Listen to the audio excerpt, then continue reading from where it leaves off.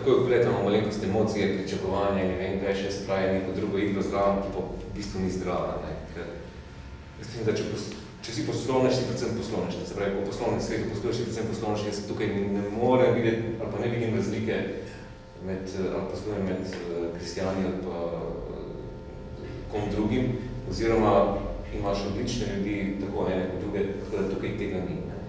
Takoj, ko pa začnemo tole mešati, ja, pa ta je naš, s tem bi pa lažje, ne, sem mislil, kaj s tem delamo? To je klientelizem, da hitro pripelje do tega, ali pa ne vem.